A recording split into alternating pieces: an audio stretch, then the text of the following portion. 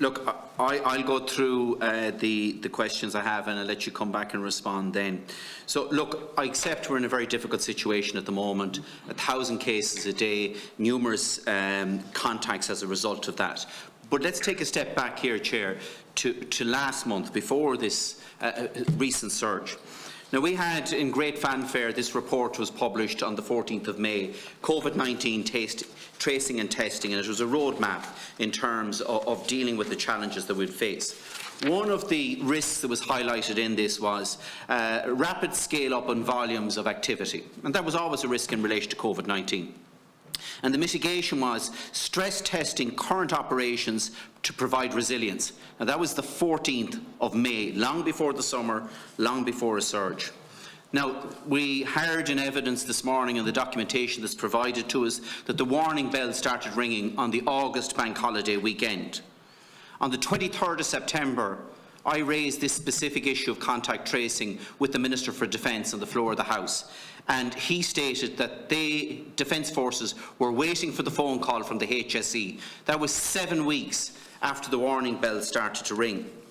Now, in the documentation provided to us this morning, it stated that the HSE has engaged with numerous public bodies who have offered their support in relation to contact tracing. So clearly from this document, the HSE got requests from other bodies to offer support rather than the HSE looking for support. So my question is, from the August bank holiday weekend, what agencies and government departments were contacted that had previously provided contact tracers? Were the previous contact tracers who had already been trained up for the first wave of infection, were any of them offered temporary contacts, part-time contracts or out-of-hours contracts where they could come in the evenings or weekends because they had already built up that capacity within the system? Secondly, I received an email at midday today regarding a parliamentary question I'd put down at the start of the month, which was dated last Thursday from Ms O'Byrne, in terms of the number of staff within the HSE that have been deployed into contact tracing.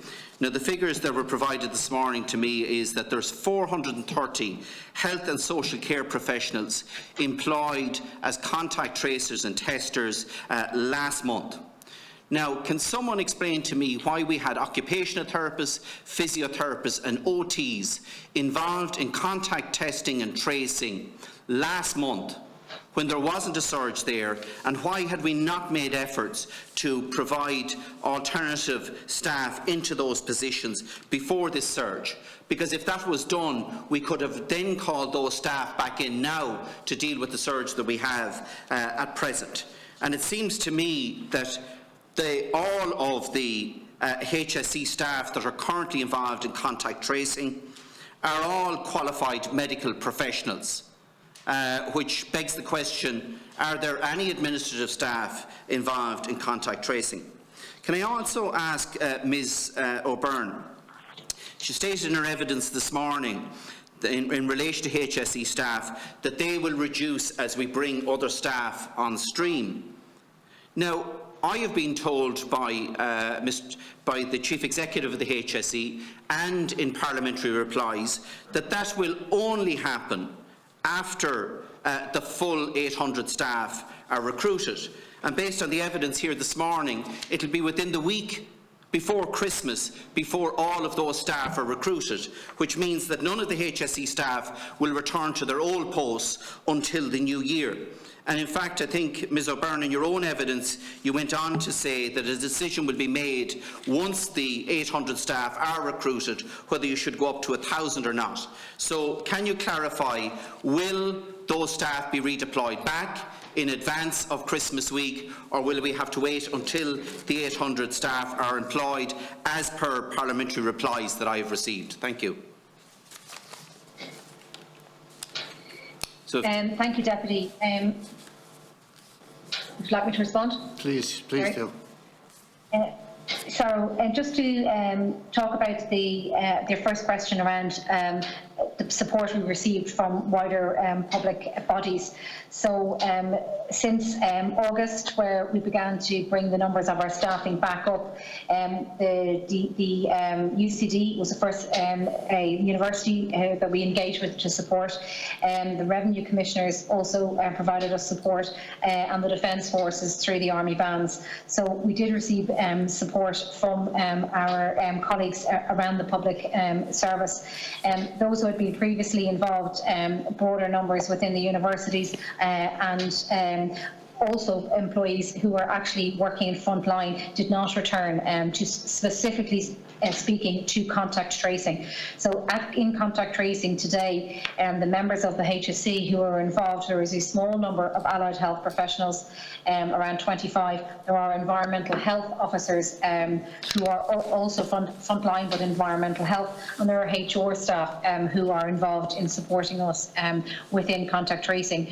So those staff will return to their normal roles as we start to build up the capacity that we have from our new recruits. I mentioned the number earlier of 274. They are the new recruits who are new and dedicated to tracing, with another 80 or 90 or so coming this week to bring the number to 350 next week. That's the number we need to bring up to have this dedicated workforce that isn't required to do other things in their normal day job.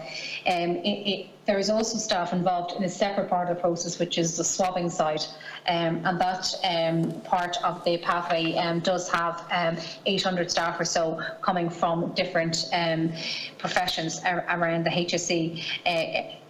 Both clinical staff and in particular, and that number again will start to decrease as we increase the number of community swabbers that we hire in the coming weeks. So ultimately our aim is to get to a dedicated testing and tracing workforce which is independent of the frontline services and other services that the HSE does administrative wise or in healthcare. So it's dedicated and stable, and that was part of our overall organisational design for testing and tracing.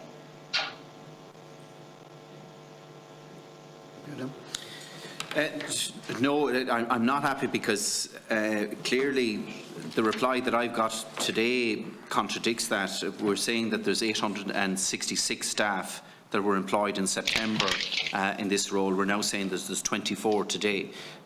There's utter confusion. The reality is that the staff... Deputy. Yeah.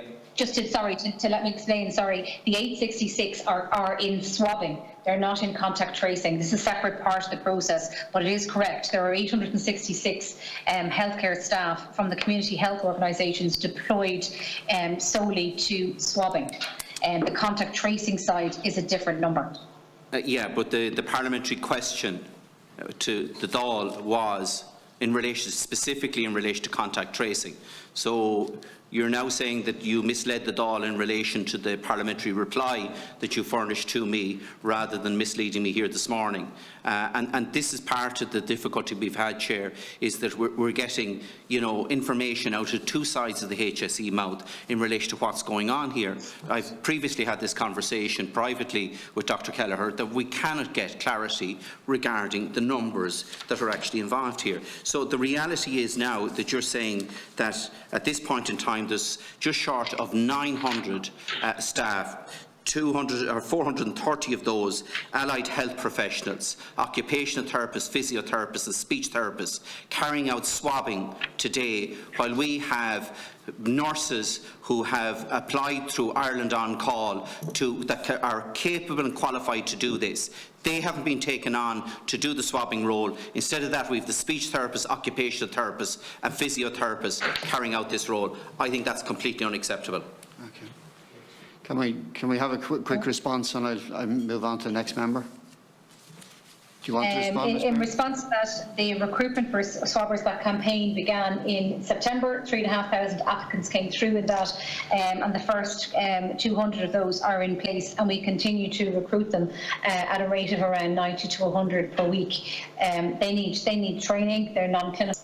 I suppose just to express the frustration from the committee that, and many of the members of the House, is that we could understand maybe earlier on in the pandemic, that you were securing staff from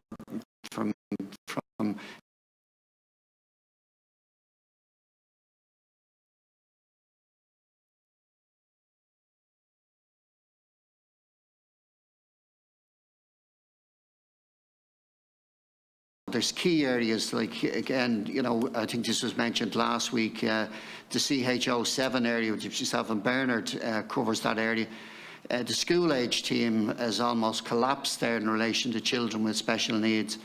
Speech and language therapy, up to, you know, the pandemic, you were waiting up to 2 years possibly for an assessment, another 2 years then possibly to get support. That's extended even more because a lot of the staff have been seconded to track and trace and to other jobs. So I suppose that's where the frustration people are coming from, is that clearly in the earlier days it made sense, but we've had a time now that those people clearly need to be back into the services of what they're trained and what they're skilled to do, and possibly bring on those who the Ireland on Call, great idea, but didn't seem to be taken up. So there's others we believe that could be doing the job rather than those trained professionals that, you know, are clearly needed in other areas of the HSE.